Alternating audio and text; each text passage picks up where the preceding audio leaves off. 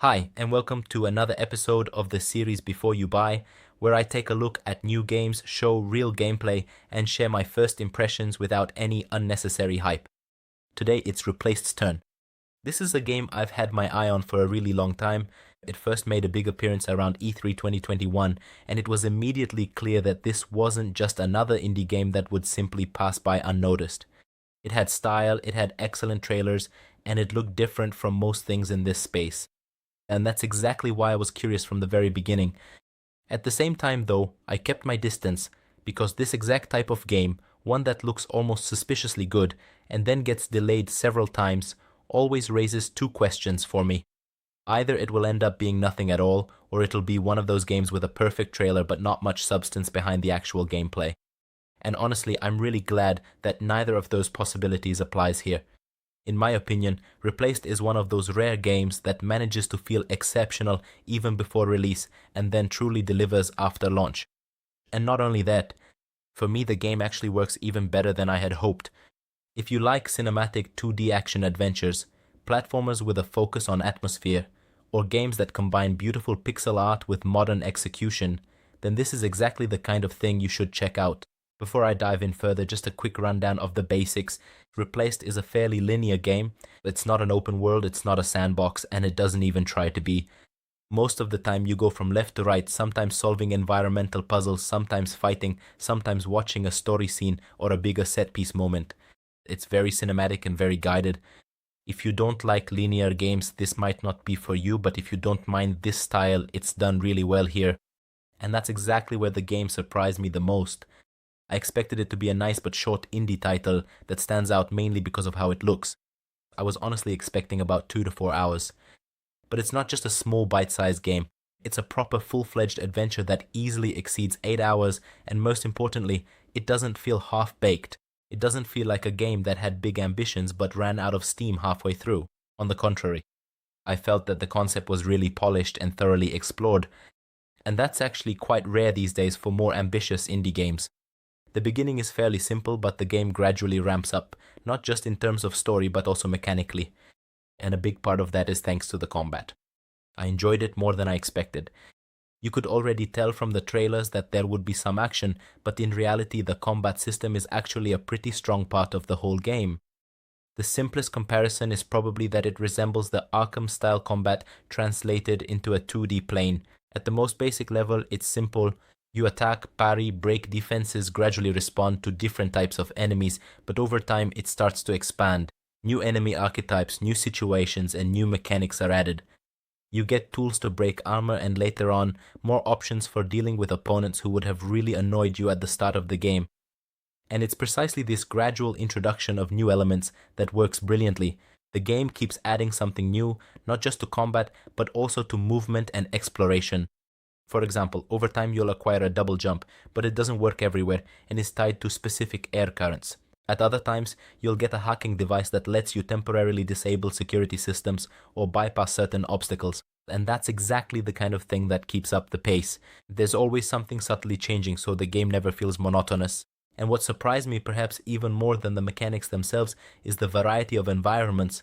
From the trailers, it might have seemed like it's mainly a dark cyberpunk world that you'd spend most of your time in neon-lit streets, industrial zones, and the like. But Replaced is broader than that. There are snowy forests, mines, abandoned towns, and devastated wastelands.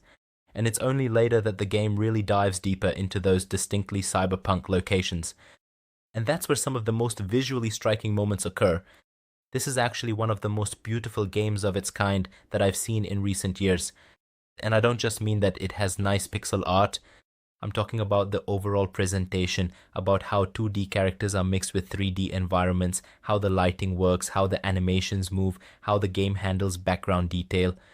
In other games, this mix of 2D and 3D can feel strange or inconsistent. Here, most of the time it feels completely natural. The characters are beautifully animated, the environment has a subtly voxel or pixelated broken up quality, and it all holds together. Sure, sometimes the visuals are a bit too detailed and almost overflow with visual information, but those are more exceptions. In the vast majority of cases, I just kept thinking how good this looks, and the soundtrack really helps with that. It's exactly the kind of soundtrack you'd expect from a game like this.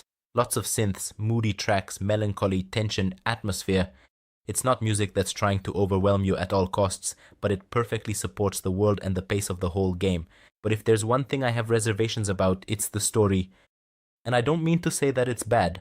Definitely not. It's well constructed, it makes sense, it has clear arcs, things come back, setups have payoffs, and by the end I felt like it all held together. But the actual writing sometimes felt weaker than I expected. Not the structure, not the idea. More the individual dialogues, some of the characters, sometimes the tone. At times it feels slightly amateurish or as if the text hasn't gone through an ideal final polish. Sometimes I had the feeling that I was reading something that works but isn't entirely natural. There's no voice acting, which surprised me a bit, but honestly, I think that's probably for the best. Some characters are written quite expressively, and with poor voice acting, it could come across as rather annoying. Still, I wouldn't say the story disappointed me. I just expected a bit more from it in terms of audiovisual presentation. The overall framework works. You play as a character who has an AI entity named REAKH in their head. A large part of the personality has been replaced, and the game then deals with escape, being chased by the police, returning to the digital realm, and a whole series of twists around that. All of this is conceptually solid, it's just that some individual elements in the writing aren't quite as strong as they could be. What's interesting though is that the game doesn't take itself entirely seriously. I was expecting a dark, bleak cyberpunk experience from start to finish, but occasionally a slightly absurd moment comes in, something unexpected, a bit of humor or a strange situation that brings the whole thing to life. And I like that. For example, when you're sneaking up to the walls of Phoenix City and 3 flying drones almost have you in their sights, but then they notice a rat in the foreground and redirect their attention to it instead. A little detail like that doesn't actually change the main story, but it makes the world more believable and interesting. And it's exactly these kinds of moments that give the game its character. Between missions, you also return to a sort of hub. There, you talk to others, plan your next steps, sometimes complete smaller side quests, and get upgrades. It's another extra layer that keeps it from feeling like just a purely linear platformer with nothing around it. And there are more of these details in the game. Various crowds of characters in the background, small animations, additional elements that theoretically wouldn't even have to be there, but they are, and they help build the world. And that's, in my opinion, the reason why Replaced works so well. Not because it completely turns the genre upside down in any one particular aspect, but because it does everything well, and together it has an even stronger impact than the individual parts on their own. The platforming sections are solid. They reminded me of something between Inside and the older Prince of Persia. It's not ultra fast or extremely smooth, but it works. The jump has that slightly old school run up. It's not completely instant, and it took me a while to get used to it, but at the same time, I rarely jumped somewhere I didn't intend to. It's precise, just not instantly responsive like in modern games. Climbing with an ice axe or pickaxe on cracked walls works well too, although sometimes those cracks are a bit harder to spot.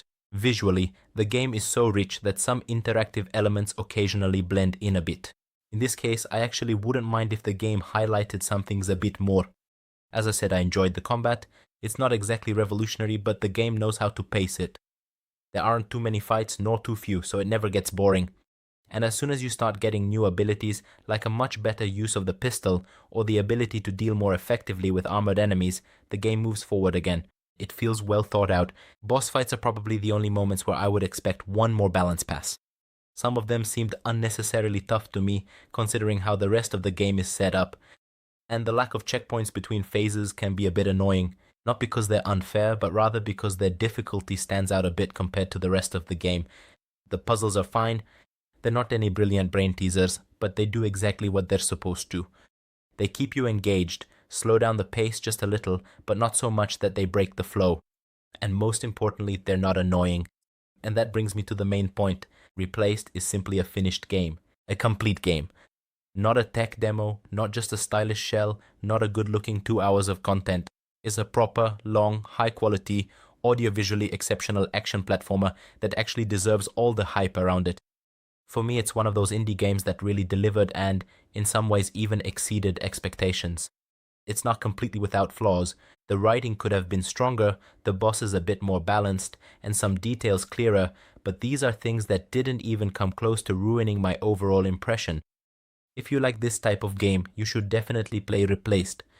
and if you were as skeptical as I was, then all the more so, because this is exactly the case where that caution turned out to be unnecessary. Replaced is really worth it.